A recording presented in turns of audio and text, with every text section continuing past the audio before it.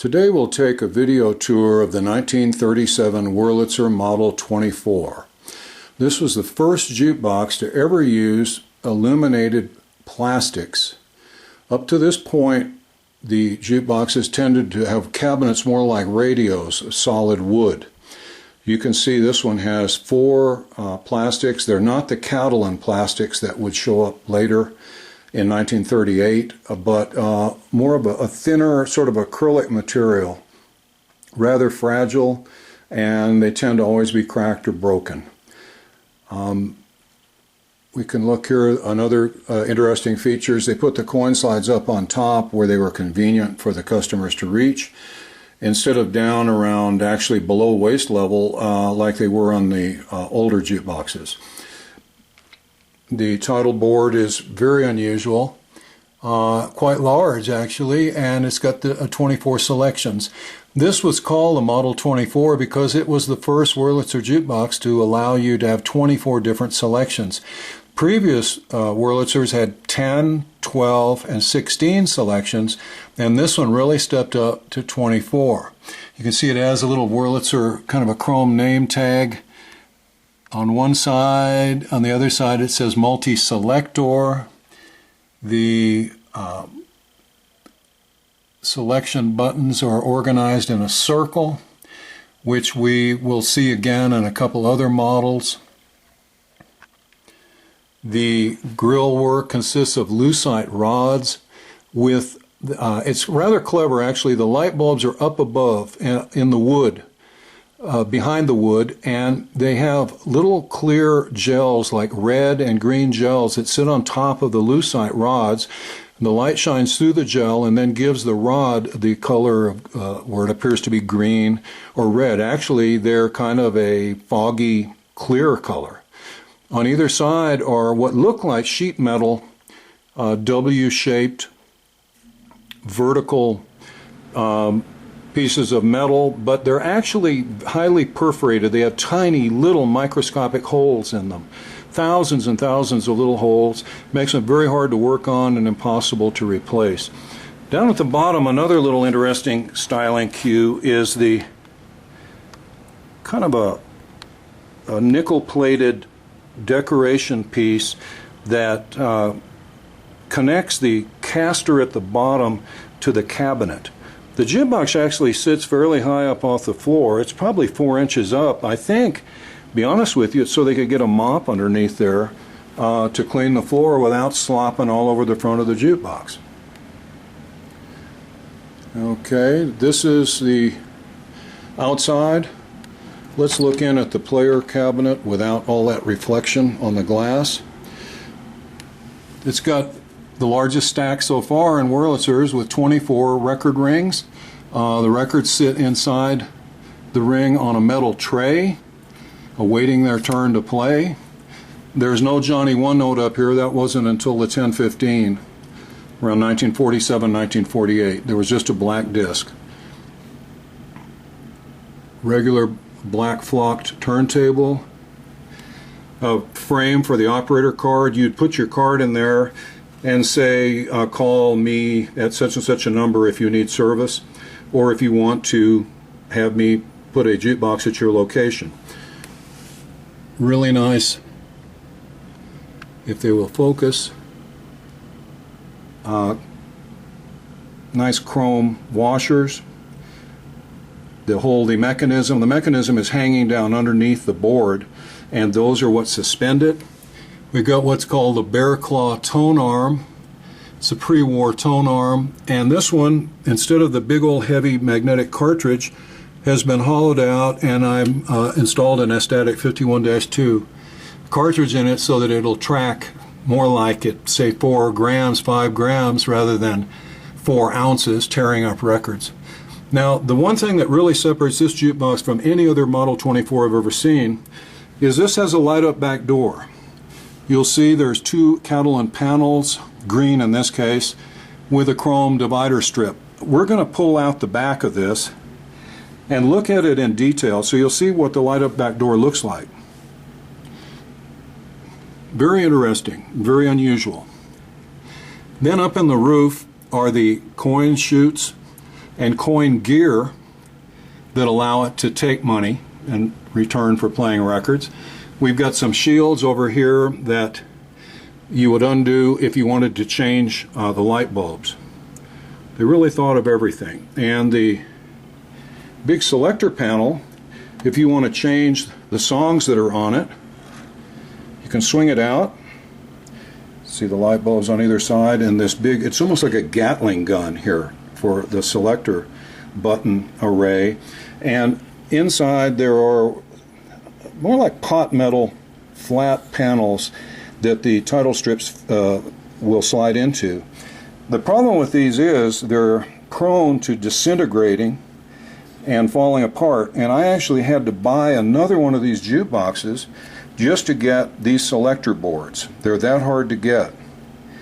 I took the selector boards out of the other one and then sold it, and God help the person who bought it, because they'll never find any selector boards. But that's the way it is in the jukebox biz. Okay, we'll close this. Close the front door. Back off, and now I'm going to pull it out from the wall, turn it around, let you see the back, and then we'll look inside at what makes this beast tick, and then we'll watch it play records, both from the inside and from the front. So stay tuned, there's more to come. Now this is the rear of the Wurlitzer Model 24. There's a couple interesting features back here.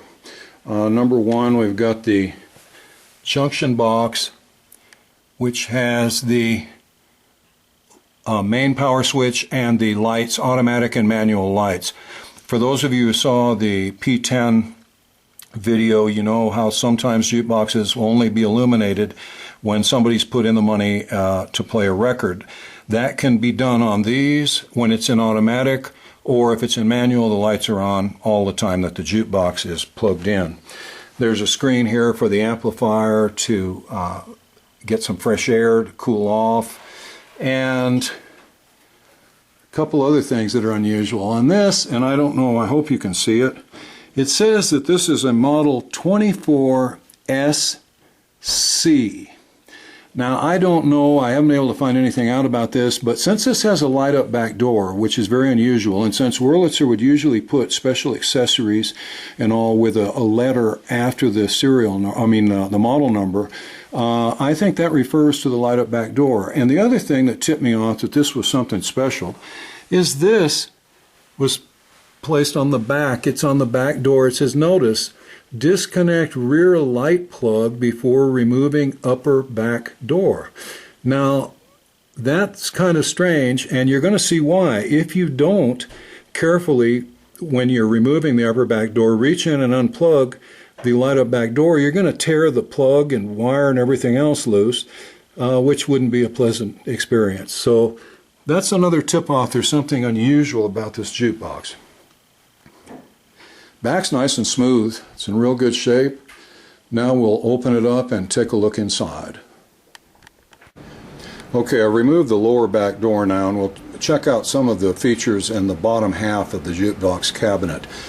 Here's that junction box that we discussed with the different switching for the lights. Here is the plug to unplug the light up back door, which I will unplug so I don't tear everything up. Huge electrodynamic 15-inch speaker with the part number still on it. The amp is in real nice shape, tiny bit dusty. It's a Model 851 amplifier. Still got the shield on the first tube. Got the cash box. Those of you who saw the P10 video will remember the externally accessible round cash box with a W on it. Well, here we've got the gold rectangular cash box internal, so the burglars will have a harder time getting to it. Like I said, it's much less accessible inside, but it's safe, and I guess money trumped ease of gaining access, and I don't blame them. Volume control box. This little box has some components in it, capacitors and resistors, and it's got a key. Now, Wurlitzer was really clever about this. They put this key, the key was removable. Now the key would fit in, and that way you could turn it and turn up the volume, turn down the volume. Here's why that's important. Say you're in a bar. You put in your nickel and you play your song and you're dancing with your girlfriend, and somebody goes over and decides they don't like the song. They turn the volume down. Probably a fight will ensue. So what they did was make the volume not accessible to normal people by having the key removable. The bartender could control the volume, and it cut down on all the bloodshed. This is the lower part of the mechanism. We'll see the rest of it in a second, but I couldn't resist showing you the bottom part of the jukebox. Over here is a schematic, wiring schematic, and some other printed material on the side. I like to have them like this, where they're just like they were when they were new. The paint's worn a little bit here on the junction box. It tells you which plugs to put into which receptacles, which is always good to know, believe me. But anyway, there's the motor. Hopefully I won't have to rebuild it like I did the one on the P10. That's the lower half of the jukebox mechanism and sound system. Now I'm going to pull the upper back door. Okay, I've got the back doors off. As you can see, the interior of the lower back door is painted blue to match the interior of the jukebox cabinet. The upper part's silver, bottom part's blue. And the light up back door is actually painted white, I guess, to improve the reflection of the light bulbs. Two sheets of Catalin here, a green and sort of a greenish yellow. There are two different shades. Very unusual. Green Catalin is rather rare, and this is just beautiful stuff. Now they're supported on both sides by triangular shaped pieces of wood that lift the bottom of the Catalin up to make room for that light bulb and that light bulb to illuminate the Catalin. And then there is a routered channel here that has a strip of asbestos in it to keep the light bulbs from overheating the back door. Okay, there's a strip of probably stainless steel here, like automotive trim, that separates the two sheets of Catalin, and there's another piece of wood underneath that supports them at the middle. Nickel-plated latches to hold the upper back door on. Nice little clips to hold all the wiring. All in all, a very nice and very unusual piece of equipment. Like I said, I've never seen another Model 24 that had one. Okay, let's take a look inside now. Okay, I've got the upper back door off now, and we can take this opportunity to check out some of the unusual features of the jukebox. First off, over here, it's kind of a cute little suggestion telling you how to remove the tone arm base when you're going to move the jukebox. You can imagine if this will come loose, and that would be really unpleasant if it did it while the jukebox was being transported. One other thing that's kind of interesting, if you look here at what the serial number is of this jukebox, it's 248451. Then you look up at the cabinet, 248451, and then look down at the back of the mechanism, and the mechanism is stamped 248451. And it's nice to know that if the jukebox is legit and it is in the form that it left the factory, all three of those numbers should agree.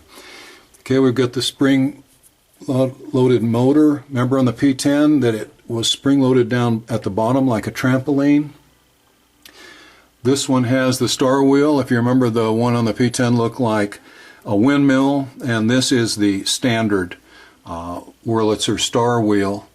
And when this arm here indexes into that star wheel, it ensures that the pin that travels up and down the back here lines up exactly with one of the record trays. The problem being, and it's the curse with Wurlitzers, is if that pin is in between two trays, it will try to swing two trays out, but it's not quite strong enough to do that, so it gets two trays out about halfway, and then the turntable comes up, jams against them, burns up the motor, burns up there's a fiber wheel at the back here, way back there, that is rather fragile. They use a fiber material to keep it quiet, but the fiber can be damaged.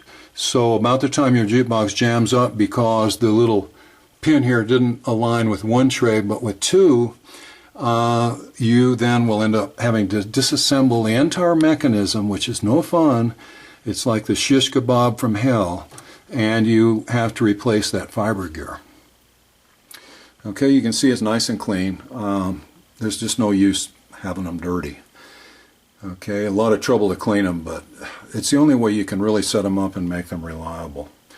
Let's see here. We've got our nice lights illuminating.